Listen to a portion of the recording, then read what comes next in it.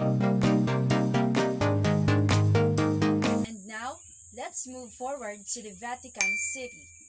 The flag of Vatican City depicts the papal tiara above cross gold and silver case, the case to heaven given by Jesus to Saint Peter.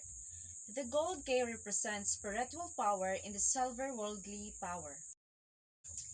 Did you wonder why Vatican City is a country? The world's smallest city-state came into existence on the 11th of February 1929 after the signing of the Lateran Treaty. This treaty granted Vatican City the status of a country, bringing to an end a period of political and religious turmoil in Italy.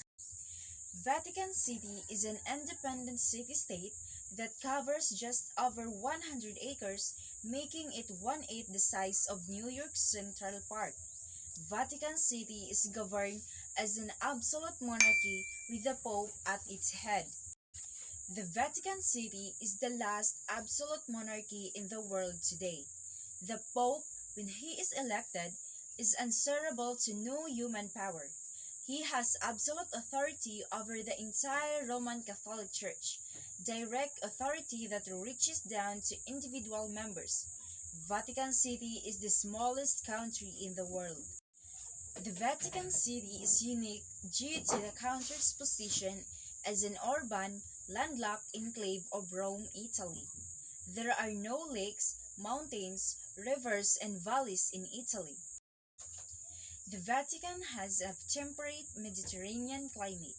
It has a mild, rainy winters from September to May and hot, dry summers in the months of May to August.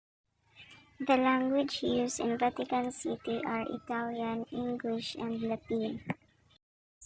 Despite not being a member of the European Union, Italy and the Vatican City struck a deal in 2000 that permitted the Vatican to use the euro as its official currency.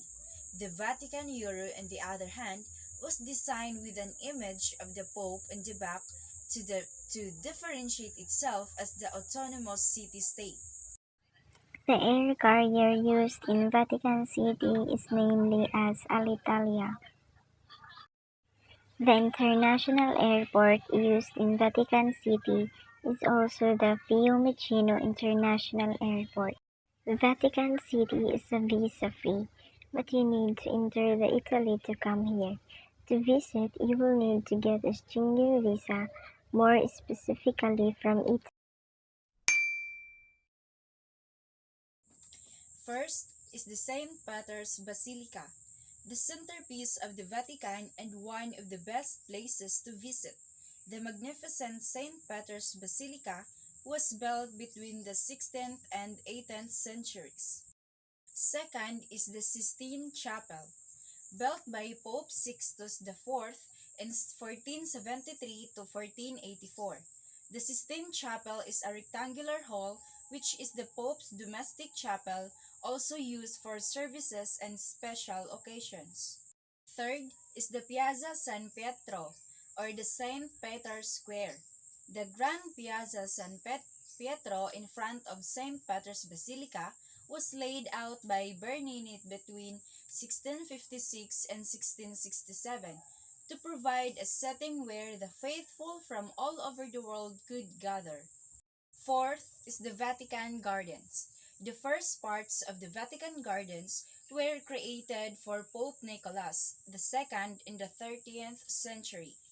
Meant to be a space for peaceful reflection, over the centuries, the landscape gardens, grassy spaces, and orchards have grown to cover nearby one-half of the area of the tiny city-state and rival the most beautiful gardens in Italy.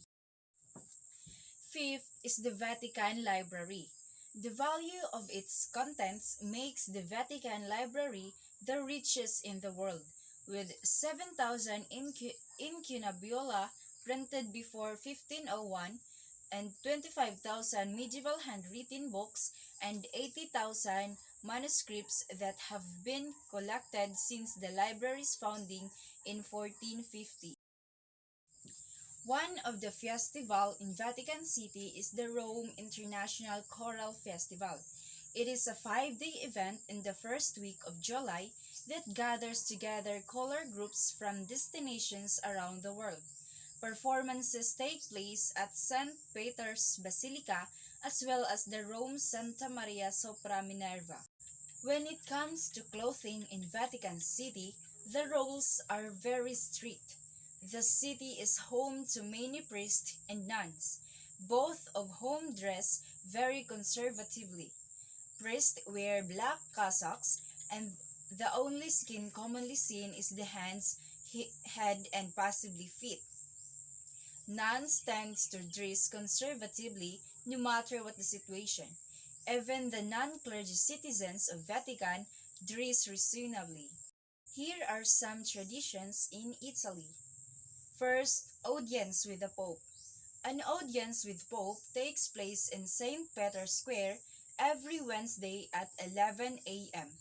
The Pope arrives by Pope Mobile to deliver blessings in a variety of languages and to acknowledge individual groups of pilgrims which are in attendance from around the globe. Much cheering and flag waving makes an exciting event even for non-Catholic. Christmas. This is a popular time to visit Vatican City as the Pope holds midnight Mass on Christmas Eve at St. Peter's Basilica.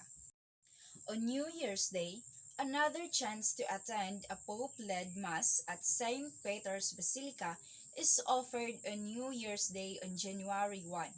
This day has been celebrated as the World Day of Peace by the Vatican since Pope Paul VI's reign with the message delivered one of peace.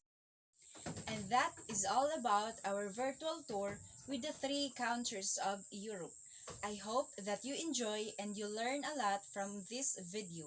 Again, I am Maria Luci Piñaranda, your tour guide and at your service.